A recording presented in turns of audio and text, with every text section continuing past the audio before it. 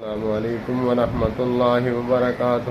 دوسری حدیث ہے مسجد بنانے کے فضائل پر۔ ان عثمان بن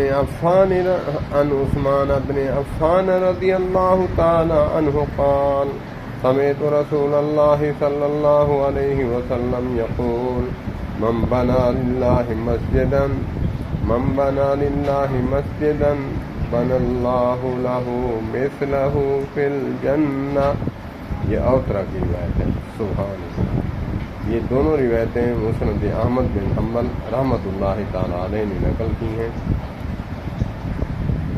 ترجمہ: سیدنا حضرت عثمان رضی اللہ تعالی عنہ بیان کرتے ہیں کہ نبی پاک صلی اللہ علیہ وآلہ وسلم نے ارشاد فرمایا، جس شخص نے اللہ کے لیے مسجد بنائی، اللہ تعالی اس کے لیے اس کی مثل جنت میں گھر بنائے گا۔ اللہ پاک ہمیں مسجدوں کے ساتھ